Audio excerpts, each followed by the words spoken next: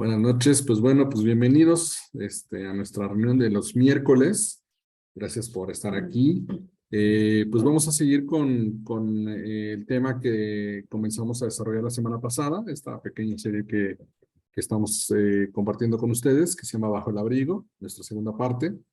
Y pues bueno, nada más a modo de recapitulación muy rápida para conectar las ideas, lo que estuvimos reflexionando la semana pasada.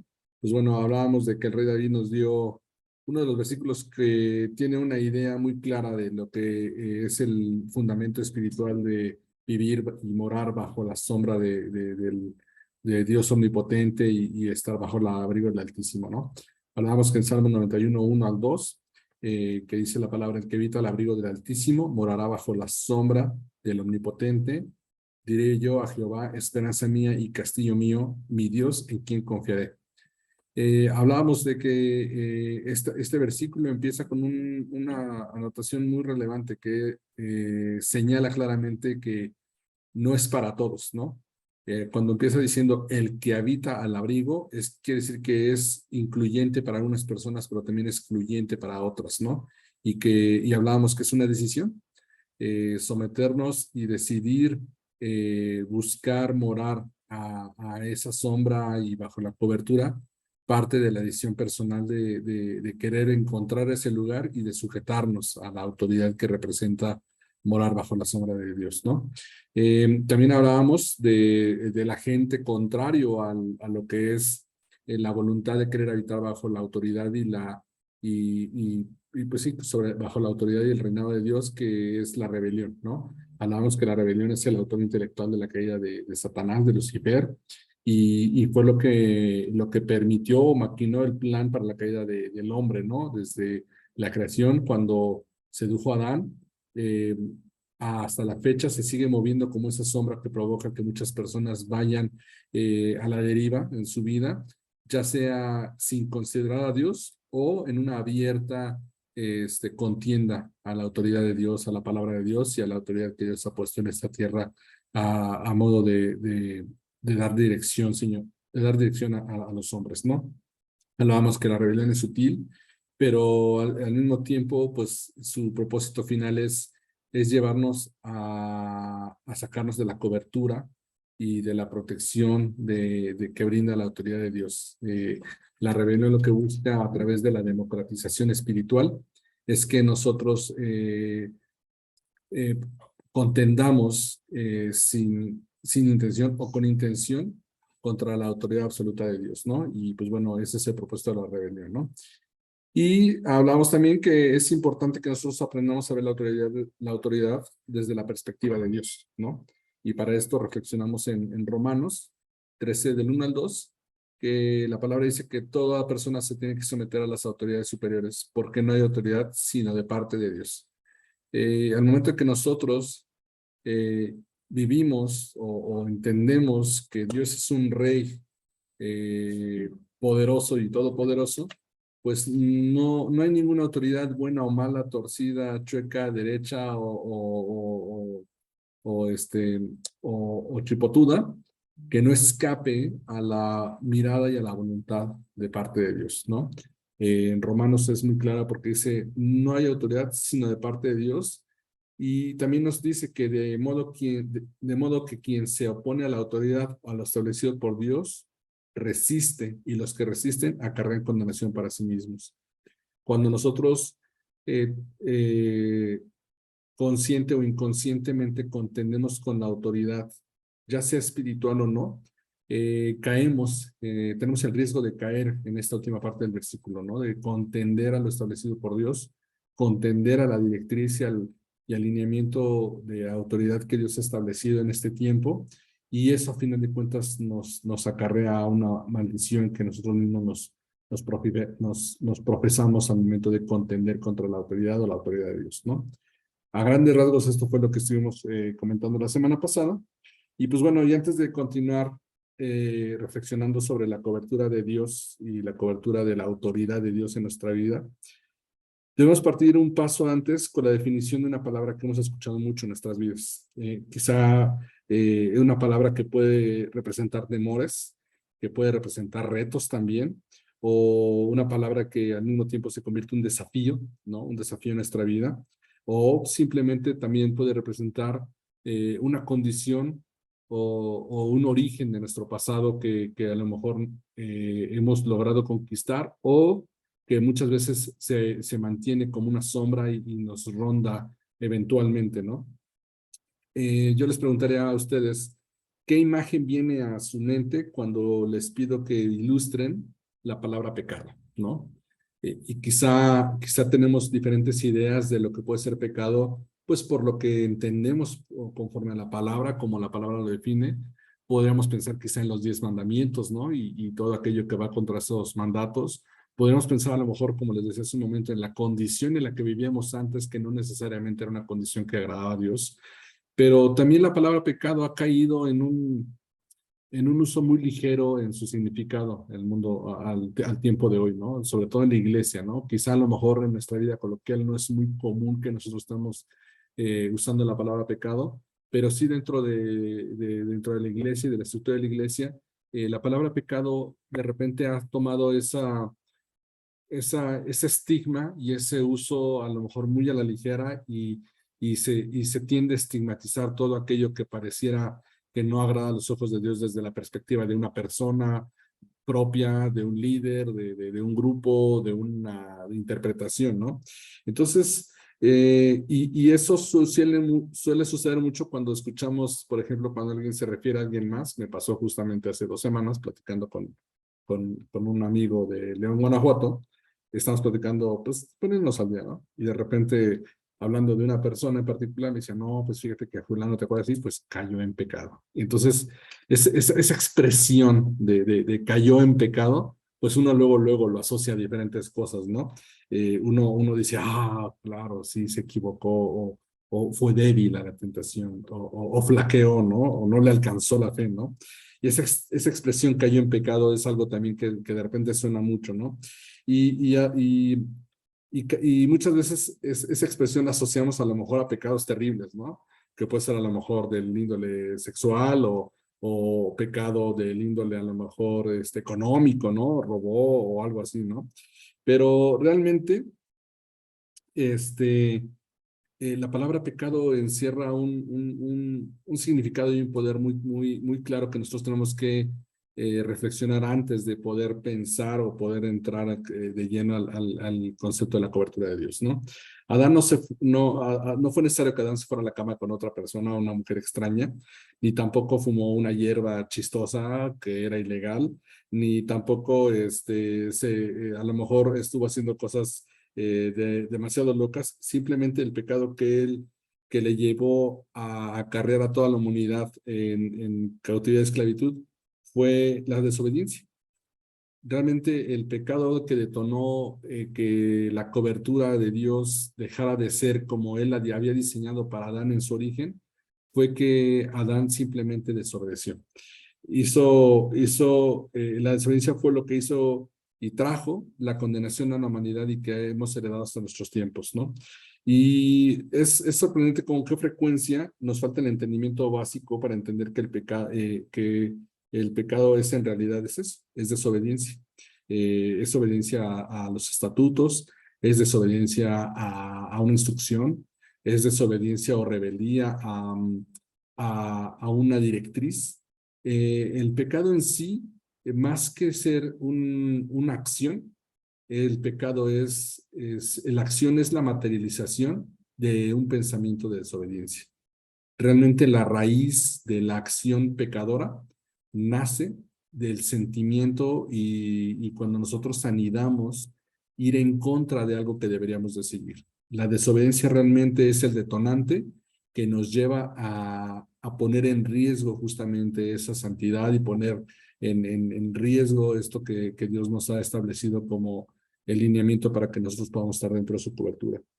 Para poder progresar en el entendimiento de lo que significa para Dios que nosotros habitemos en el abrigo, debemos razonar y tener claridad de aquello que nos lleva a no permanecer ahí. Y la palabra en primera de Juan 3:4 dice, todo aquel que comete pecado infringe también la ley, pues el pecado es infracción de la ley. Es precisamente a lo que me refiero. La palabra griega que traduce la frase infracción de la ley es anomia, y esta palabra se define como la condición de estar sin ley debido a la ignorancia de esta o a su violación. Anomia realmente lo que traduce es una condición y no necesariamente tiene que ser una condición física, también puede ser una condición del corazón, puede ser una condición mental, ¿no? Podemos a lo mejor estar sujetos a una autoridad, y aunque no estemos de acuerdo, pero nuestro corazón no está sujeto a esa autoridad, no está sujeto a lo mejor nuestra mente a esa autoridad. Y eso es lo que dice Anomia. Es una condición de estar sin ley, de decidir personalmente no sujetarnos a esa ley, ya sea por ignorancia, porque no sabemos. Vamos a poner un ejemplo, a lo mejor algunos de nosotros tienen la oportunidad de viajar a otro país y de repente puedes manejar el auto o manejar en auto y moverte en el auto y a lo mejor no necesariamente conoces todas las leyes de tránsito de este país, ¿no? Entonces, el no conocer las leyes de tránsito de una ciudad o de un país que tú no conoces, no te excluye a estar sujeto a cumplir esas leyes. No te excluye a que no te tienes que pasar el alto, no te excluye a lo mejor a que no tienes que rebasar por el carril de la derecha. A lo mejor no te excluye que a lo mejor no tienes que estacionarte sobre las líneas rayadas o el paso peatonal. No te excluye a lo mejor que no puedes dar una vuelta a la derecha cuando a lo mejor la luz no está encendida. El que tú no lo sepas no quiere decir que eso te excluye a no seguir esa ordenanza. Y justamente eso es anomia. Vivir, tomar la decisión de vivir en una condición abierta de estar sin ley o caminar sin ley por desconocimiento o porque francamente hay una violación a ella. Yo sé que esta es la ley, yo sé que este es el mandato, yo sé que esta es la ordenanza, pero entonces la persona toma la decisión de ir en contra de esa ordenanza, ir en contra de ese principio, ir en contra de esa lineamiento que la autoridad ha establecido.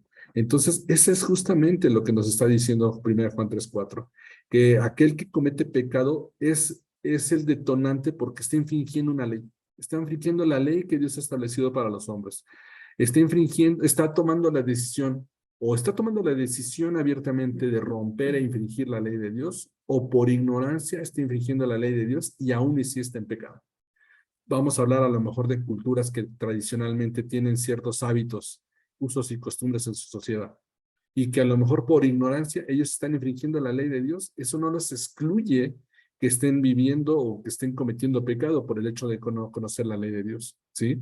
Pero entonces, eso es lo que Primera de Juan nos está diciendo. Entonces, para que nosotros podamos realmente progresar en el significado de lo que es caminar bajo el abrigo y entender la cobertura de Dios, tenemos que entender que el pecado precisamente es la desobediencia y infringir la ley de Dios que Él ha establecido para nosotros. En palabras simples, la infracción de la ley significa no someterse a ella o a la autoridad, ya sea por desconocimiento o por voluntad propia. Recordemos nuevamente a Adán. Él conocía perfectamente la ley de entonces.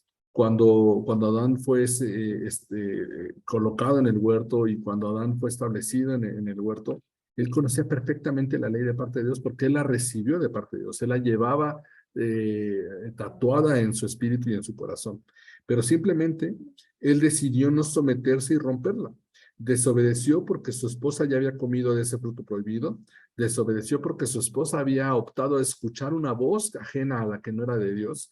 Y no solamente eso, consideró también romper la ley de Dios porque pensó que era una buena idea a lo mejor escuchar esa segunda voz. Pero de la misma forma Adán desobedeció porque él eligió escuchar la voz de su esposa, decidió escuchar el consejo de su esposa y que él quería hacer exactamente lo mismo. Él escogió a ella antes de someterse a la autoridad de Dios, y ahí fue donde nació ese pecado original. Realmente, como yo les decía al principio, el pecado no es otra cosa más que ir exactamente en contra de la ley por causa de desobediencia. Y ahí es donde se rompe todo. Eso es lo que derivó probablemente, bueno, derivó todo el pecado original, pero también derivó toda la raíz de la rebeldía y derivó también la raíz de, como decía Romanos, esa maldición que se infringió para sí mismo y para toda la humanidad porque él abrazó la desobediencia para infringir la ley de parte de Dios. También podemos ver en la parábola de la cena de las bodas, que se encuentra en Lucas 14, del 15 al 24, no lo voy a leer porque es un poquito extenso, pero parafraseando y resumiendo muy rápido, Jesús trata de ejemplificar cómo lo sutil que puede ser la desobediencia y cómo esto también puede ser un arma que el enemigo utiliza en nuestra vida para excluirnos de la bendición de parte de Dios. En esta parábola, el señor de la casa manda a su sirviente a avisarle a sus comensales, a sus invitados, que vayan a la cena de las bodas. Y cuando va con una primera persona le dice, oye, mira, estás invitado a la cena de las bodas y hay un lugar reservado para ti. Y él le dice, oye, no, fíjate que justo acabo de comprar una hacienda, un terreno, y pues tengo que ir a ver. Entonces, pues dile a tu señor que muchas gracias, pero pues voy a ir a hacer otras tareas, ¿no?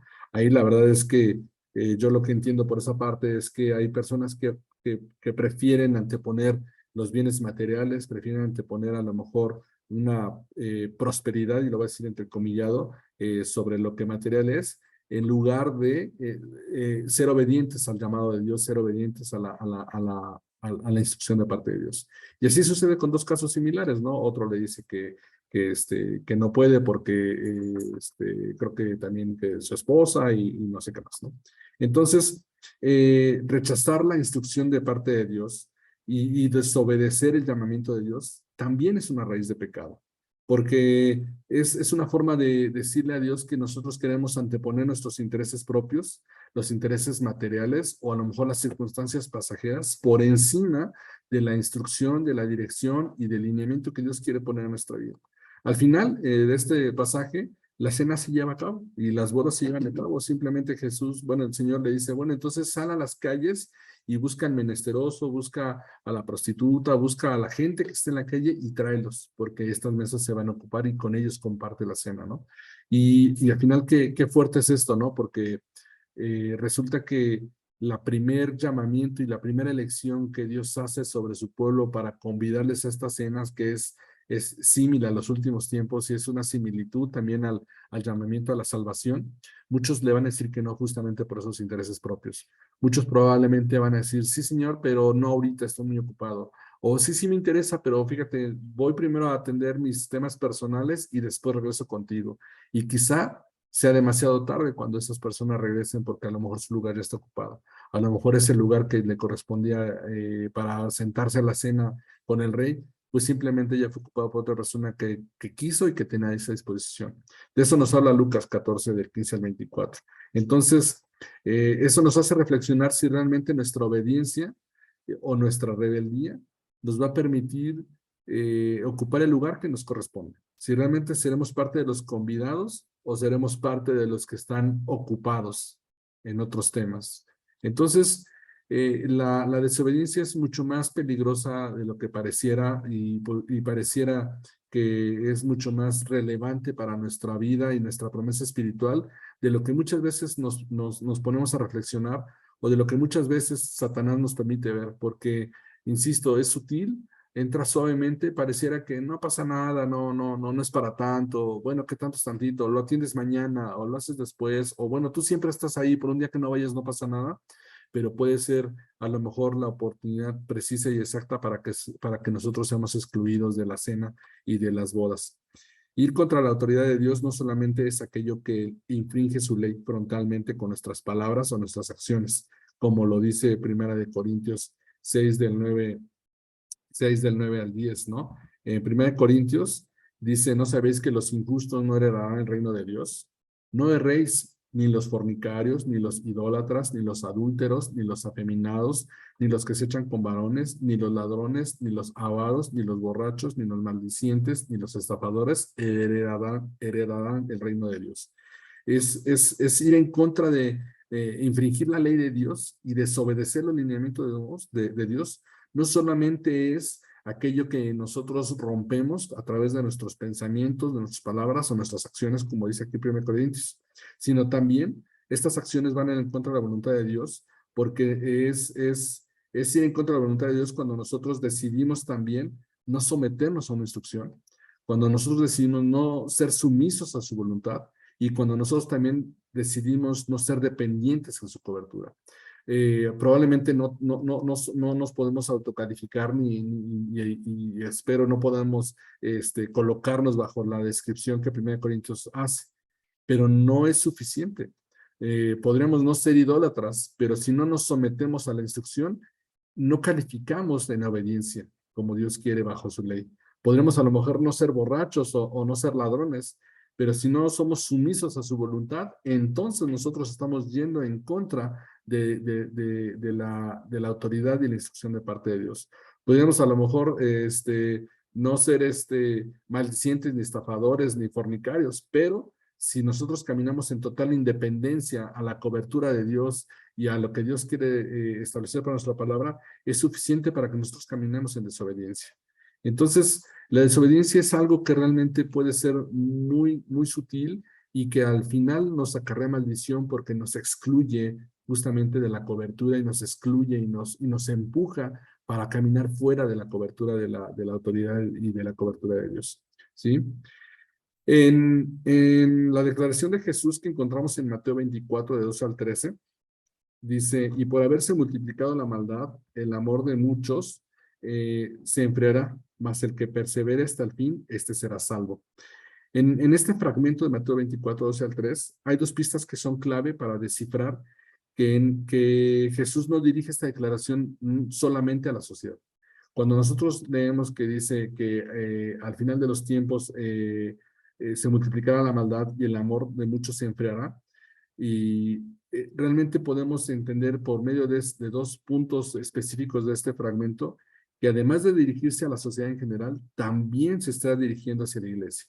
Está hablando específicamente para aquellos que hemos conocido a Dios y que queremos caminar conforme a la palabra de Dios.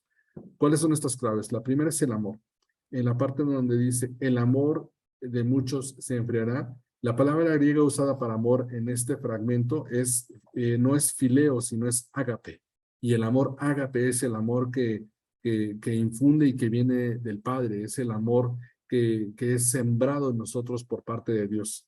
Es el amor que pertenece a aquellos que caminamos en fraternidad y caminamos bajo el mismo espíritu y que compartimos ese mismo espíritu de parte de Dios. Por eso cuando Jesucristo habló sobre el amor de muchos se enfriará, no se está refiriendo a ese amor fraternal o ese afecto de amistad, sino se está refiriendo a la esencia de su espíritu, que es ese amor que nosotros recibimos cuando somos bautizados por el Espíritu de Dios, ese amor ágape. Afirma que la maldad va a abundar en la iglesia y el amor se enfriará en los últimos días. Esta aclaración cambia radicalmente entonces nuestro concepto de la salvación, porque entonces, ¿quién será salvo? Si nosotros al final de los tiempos o en algún momento de nuestra vida permitimos que nuestro amor ágape se enfríe, quiere decir que entonces nosotros corremos también ese riesgo de ser excluidos. ¿Por qué? Porque durante mucho tiempo hemos aprendido y quizá a lo mejor también hemos enseñado que todo lo que se necesita para ser salvo es declarar la oración de salvación y confesar a Jesucristo como nuestro Salvador y reconocernos como pecadores y entendemos que con esto aseguramos una oportunidad para tener un espacio delante de la presencia de Dios en la eternidad.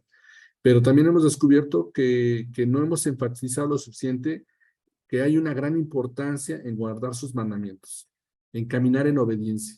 Creo que puede ser un tema un tanto polémico y desde la perspectiva de muchos puede ser contradictorio o puede haber muchos puntos de vista, pero yo creo que no es suficiente con reconocer a Jesucristo como nuestro Salvador.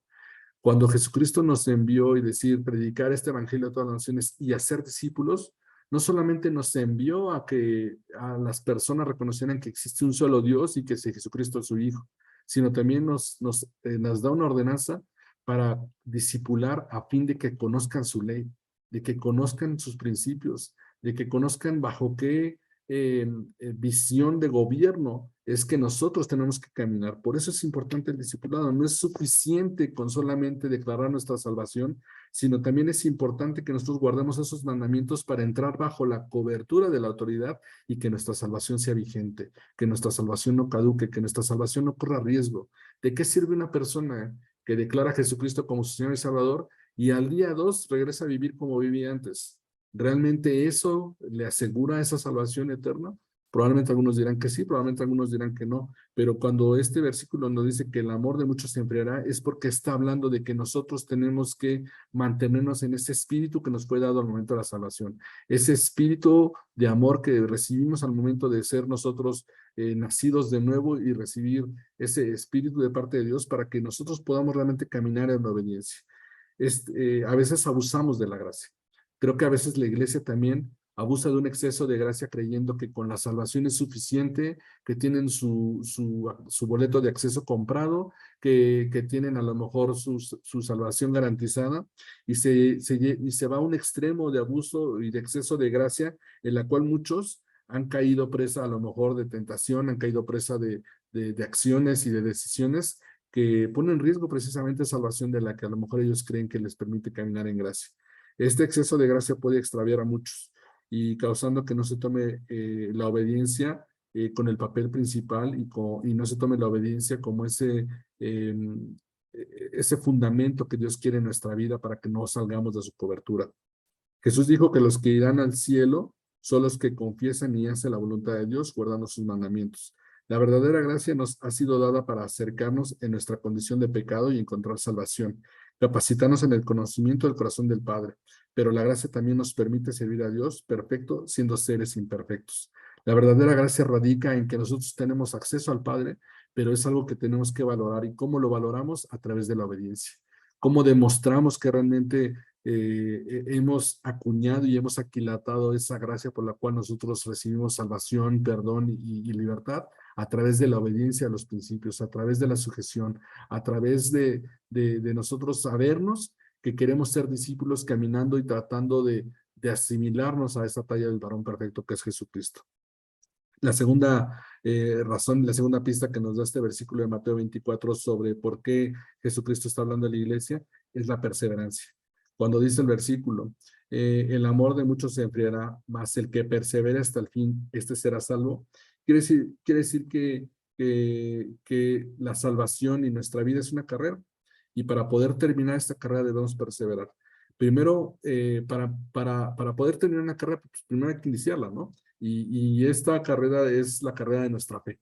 Nosotros empezamos nuestra fe cuando nos acercamos a Dios, cuando ponemos nuestra vida en sus manos, cuando reconocemos que necesitamos que Jesucristo tome el timón de nuestra vida. Pero si nosotros no perseveramos en esa carrera, fácilmente podemos rendirnos a la mitad del camino. Fácilmente podemos a lo mejor desistir y decir, bueno, hice lo que se pudo, llegué tan lejos como me era posible, o bueno, por lo menos ya no soy la persona que era antes, ¿no? Y a lo mejor no soy lo que Dios esperaba, pero no soy lo que era, ¿no? La realidad es de que esta carrera es una carrera de fe y es una carrera de nuestra relación con Dios. Es una perseverancia en buscarle, es una perseverancia en escucharle, es una perseverancia en someternos a nosotros mismos a juicio delante de Él y estar dispuestos a corregir y cambiar, a perdonar y a ser perdonados. Esta carrera es una carrera encerrada en la carrera de la vida. Digamos que mientras nosotros estamos en esta tierra, tenemos dos carreras corriendo al mismo tiempo. La carrera de la vida y además la carrera de la fe que nos lleva a nuestra salvación y a nuestra vida eterna. Entonces, qué afortunados somos nosotros que podemos declarar la voluntad de Dios en nuestro Padre, que podemos reconocer a Jesucristo y que dentro de la carrera de la vida entendemos que estamos recorriendo una carrera más, una carrera de la fe y no tenemos que ser perseverantes. No es el mismo caso para los incrédulos. No es el mismo no sucede igual para aquellos que no han aceptado y que han renegado a lo mejor al nombre y a la voluntad de Dios. ¿Por qué? Porque los incrédulos están corriendo una carrera a medias, están corriendo la carrera de la vida ya que y se están esforzando a lo mejor y están tratando de vivirla de la mejor forma posible bajo su entendimiento, pero la única diferencia entre ellos y nosotros es de que al final de la carrera de los incrédulos en su meta no hay galardón y para nosotros sí. Aquellos que nosotros hemos decidido correr la carrera de la vida y además correr la carrera de la fe, sabemos que al final de la meta encontraremos un galardón. Ese galardón que nos espera y que será conforme a nuestra fe, que será conforme a nuestro esfuerzo, que será conforme a nuestra obediencia, pero lo más importante también será conforme a la capacidad que nosotros tuvimos de sujetarnos en obediencia, en sumisión a la dirección de Dios, a la autoridad de Dios, para que entonces podamos acreditarnos delante del Padre y tener acceso a ese galardón. Cuando nuestra salvación está en juego, el enemigo no escatima en jugar todas y sus mejores cartas. Si es posible, buscará que no nos sumemos a la carrera de la salvación. Él va a usar todos sus mejores maquinarias y todas las armas que tengan a mano, todas sus herramientas, para que nosotros no corramos esa segunda carrera de la salvación mientras estamos en la carrera de la vida. Pero si no lo logra, entonces se enfocará en entorpecer y desviarnos de la ruta correcta a toda costa con la esperanza de que erremos el rumbo. Y más cuando de autoridad y sujeción a la autoridad se refiere. Una de estas cartas que Satanás va a utilizar para desviarnos y para tratar de frenarnos en esta carrera de la fe que nos lleva a la salvación no es otra cosa más que el engaño. El engaño es tan poderoso, tan sutil y tan eficiente que Jesús mismo habló de él cuando se refería a sus apóstoles respecto a la segunda venida. En Mateo 24:4, cuando sus discípulos le preguntaron, ¿cuándo será ese tiempo en que tú regreses? Respondiendo Jesús les dijo, mirad que nadie os engañe, cuando se refería a la segunda venida. Qué importante es el engaño, porque el engaño puede nublar la vista de cualquiera. El engaño puede nublar la vista y puede entorpecer los pasos y puede apagar la fe, puede desviar el juicio, puede opacar nuestros pensamientos. Cuando Jesús enfatizó a sus discípulos, cuando le preguntaban sobre su regreso, las primeras palabras que salieron de él fue, cuidado, mira que nadie nos engañe. Prácticamente les está diciendo en español actual, les está diciendo, pónganse abusados, mis chavos, porque van a tratar de engañarles. Van a tratar de que ustedes erren el camino. El enemigo va a tratar de que ustedes crean algo que no es cierto. Se percibe un sentido de urgencia en esta parte de Mateo 24 también se percibe un tono serio y solemne. Quiere decir que para Jesús era importante que nosotros entendiéramos que el engaño es mucho más peligroso y es mucho más latente de lo que muchas veces pensamos. Y yo creo que también Jesús lo enfatizó de esta forma porque él buscaba que nosotros imprimiéramos esta advertencia en nuestra vida. No sabemos, la palabra dice que no sabemos cuándo va a ser el día y la hora, y solamente el Padre sabe cuándo será el momento en que el Hijo del Hombre regrese. Entonces, por eso Jesús nos dice, cuidado con que no sean engañados, porque quizá puede ser en un momento, puede ser en otro, o puede no serlo. Puede ser que no sea precisamente Jesucristo y que Satanás busque engañarnos para que aún los elegidos caigan. Una persona engañada cree con todo su corazón que está correcta y se autovalida desde su perspectiva. Una persona que realmente vive en un engaño, y lo podemos ver en muchos ejemplos, no solamente en el ámbito espiritual, lo podemos ver a lo mejor en la parte laboral, o lo podemos ver en la parte emocional. Algunas personas que viven con un engaño compran esa realidad y compran esa verdad, y desde su perspectiva se autovalidan, diciendo, sí, es que es así, es que no puede ser de otra forma, ¿no? Es muy fácil cuando de repente vemos que hay una persona que siempre tiene la razón para todo, ¿no? Todo el mundo está mal, él está bien. Entonces, esa persona se está autovalidando, considerando que su realidad es total y absoluta. Y es probablemente que esté caminando en engaño, ¿no? Cuando esta realidad está errada, es cuando realmente esta persona corre riesgo. Porque cuando esa realidad y esa perspectiva está errada, lo que quiere decir es que Satanás está buscando que ese engaño sea suficiente para que esta persona pueda caminar en error constante hasta perder a lo mejor su salvación. ¿Por qué? Y pensando nosotros en la palabra en nuestro esfuerzo de caminar con Dios, ¿por qué si buscamos la voluntad de Dios por medio de sus palabras, el engaño puede ser algo tan latente y amenazante en nuestra salvación? Pues bueno, Santiago en 1:22 lo dice. Pero sed hacedores de la palabra y no tan solamente oidores, engañándoos a vosotros mismos. La clave y el detonante para que nosotros podamos, diciéndolo de alguna forma, para que nosotros podamos tamizar el entendimiento que tenemos de nuestro propio juicio y nuestra realidad, es convertirnos en hacedores de la palabra de Dios, no solamente oidores. La Escritura nos dice que cuando una persona oye la palabra de Dios, pero no la obedece, es una amenaza constante para que el engaño entre a su mente. Es una amenaza constante para que el engaño entre a su vida. Cuando nosotros aquilatamos conocimiento y queremos escuchar la palabra, pero no damos el salto para convertirnos en hacedores, a pesar de lo que esto implica, porque muchas veces ser obedientes a la palabra de Dios no es necesariamente cómodo, ¿no? No sé si a ustedes les ha pasado, ¿no? Y aquí yo me acuerdo de un ejemplo, en algún momento orando a Dios, yo me acuerdo que íbamos a presentar una ofrenda o algo así, creo que en una de las fiestas, por ahí era más o menos, y yo estaba orando un día en la mañana y le decía a Dios, no, es que para mí es importante hacer esto. Y el Señor me recordó un versículo que decía, pues antes de presentar tu ofrenda, déjala ahí y ve con ese hermano con el que tienes afrenta y ponte a cuentas con él, porque entonces si no, tu ofrenda no va a ser agradable a mí. Y en ese momento vino el nombre de una persona a mí y yo dije, oye, pero si el ofendido soy yo, si el que hizo, dijo y realmente transgiversó las cosas fue la otra persona, no fui yo, ¿por qué yo tengo que ir a pedir? Ponerme a cuentas? ¿Por qué tengo que yo ir a buscarle además?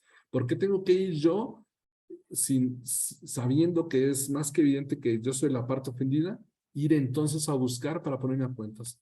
Y la respuesta de Dios fue clara. ¿Realmente quieres que tu ofrenda sea agradable a mí? Esa es la condicionante. Y a veces obedecer cuesta mucho trabajo. Obedecernos implica no solamente oír la palabra, sino también ser hacedores de la palabra. Muchas veces implica que dejemos nuestro orgullo de lado. A veces implica que dejemos nuestro nombre de lado.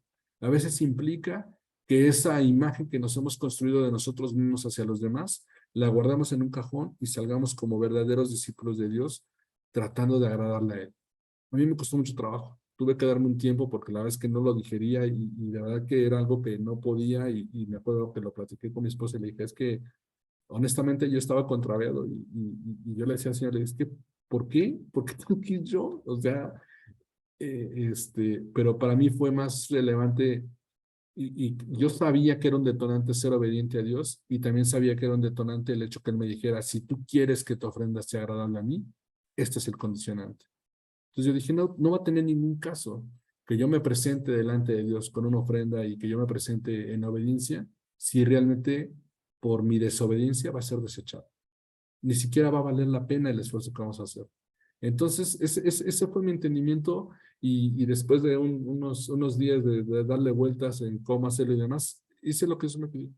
Busqué a esta persona, le escribí, nos vimos, platicamos y yo me tomé como 2 tazas de café antes de hablarlo, pero pasando saliva le dije, ¿sabes qué? También te buscaba por esto, yo quiero pedirte perdón si te ofendí, y así, y así, y así.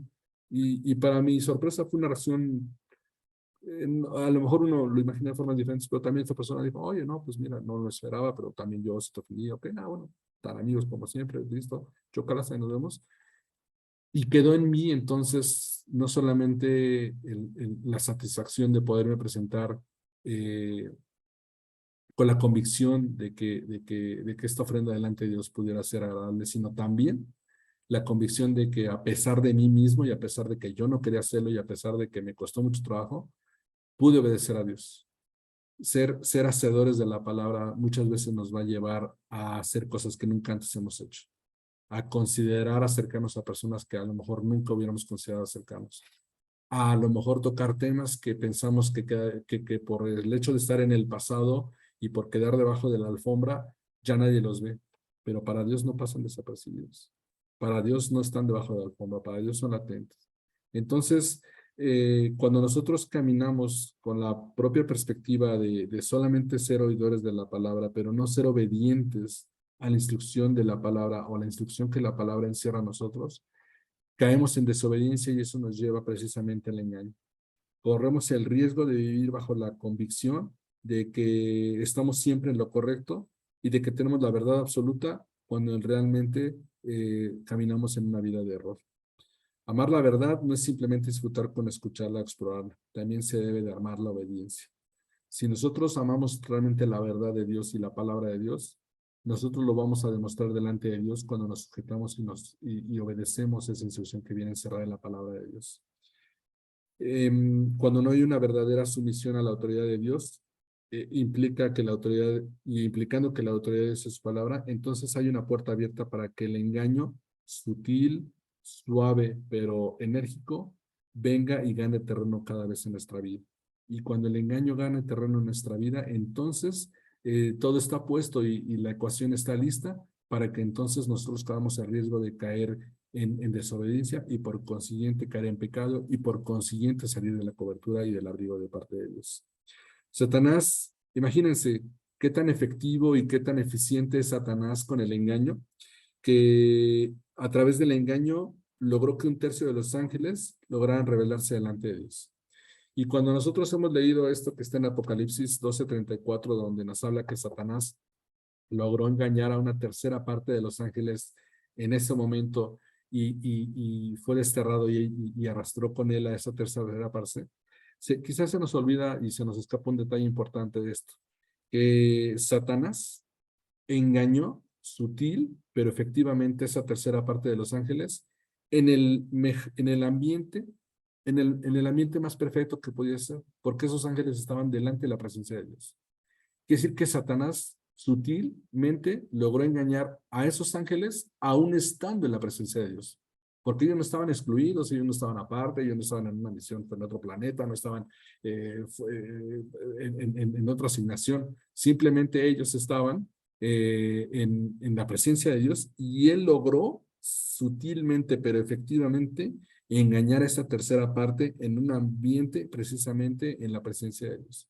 Imagínense qué efectivo para Satanás resulta precisamente es el engaño y el que las personas caigamos en esa autoconvicción o en ese autojuicio de creer que nosotros estamos bien y los demás están mal.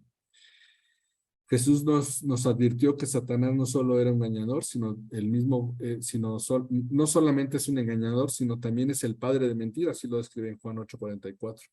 Y también nos advirtió que los engaños de Satanás serían tan fuertes en los últimos días que si fuera posible, aún los elegidos caerían presa de él, en Mateo 24:24.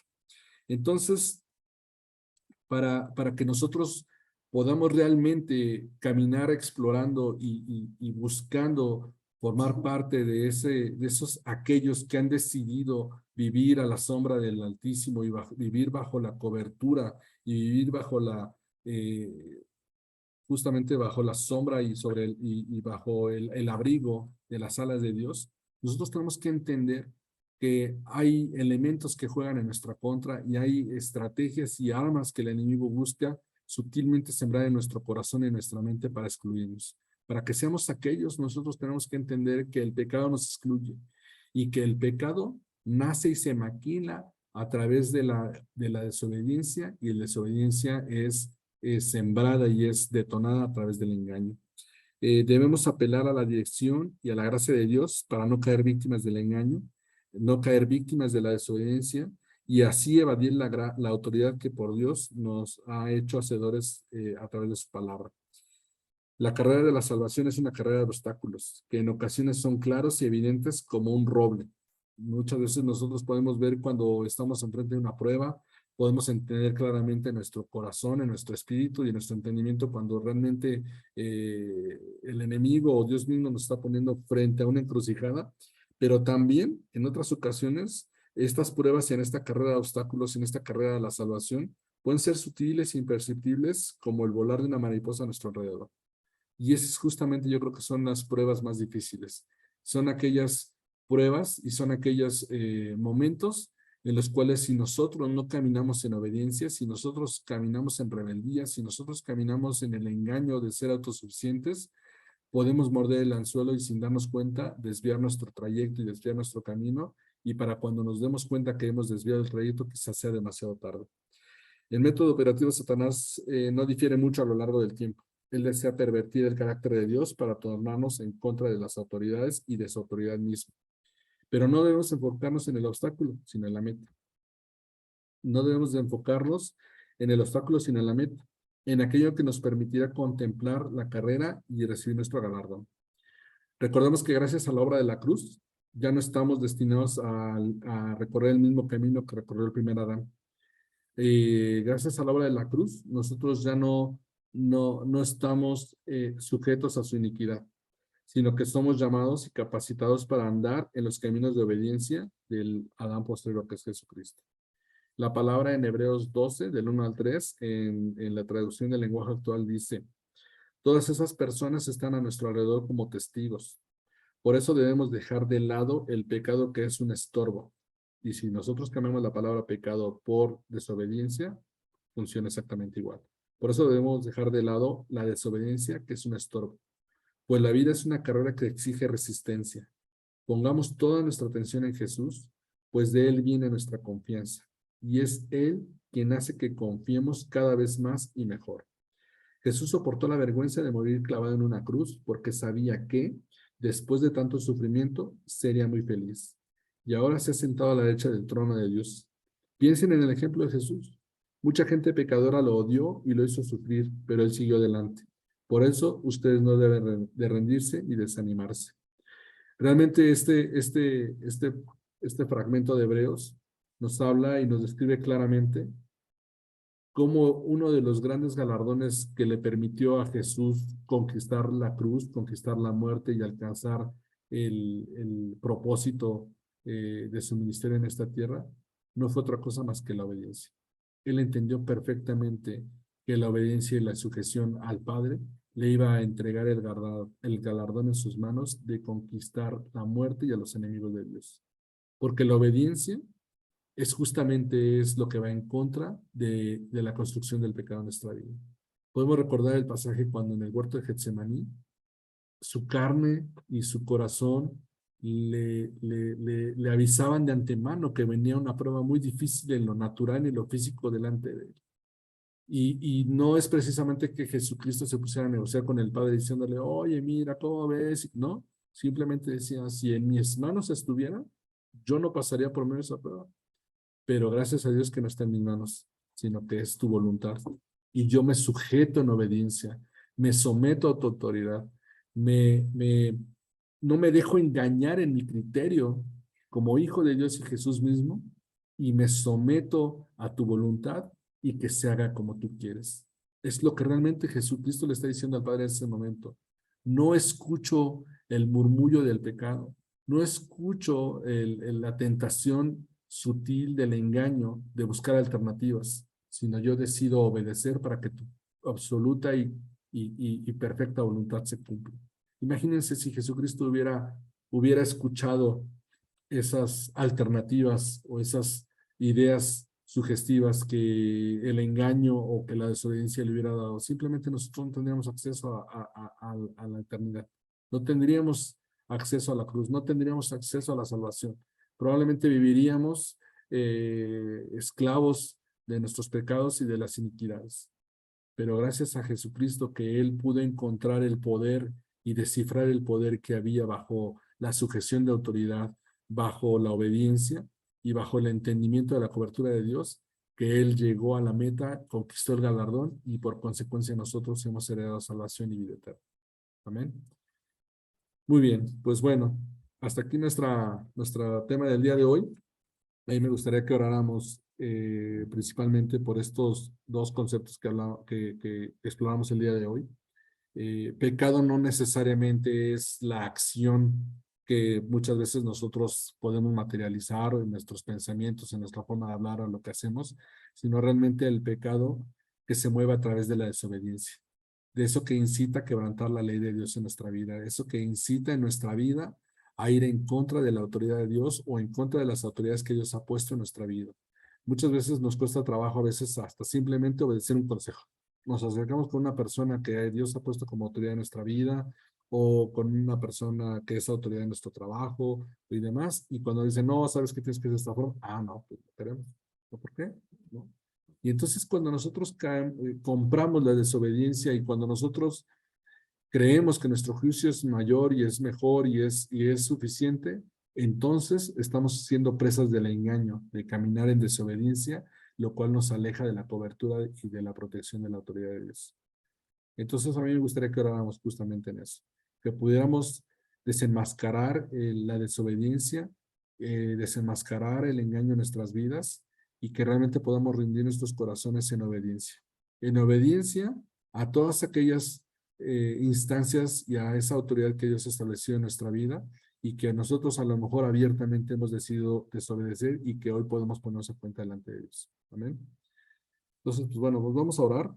Yo voy a orar como en este sentir, pero si alguno de ustedes quiere orar de una forma diferente y si alguno de ustedes a lo mejor siente que abiertamente ha caminado en rebeldía, en desobediencia, o a lo mejor se ha identificado con esto que hemos hablado a través del engaño y del pensar que se tiene el juicio suficiente y nadie más, es un buen momento a lo mejor para venir delante de Dios y pues ponernos a cuentas con Él, ¿no?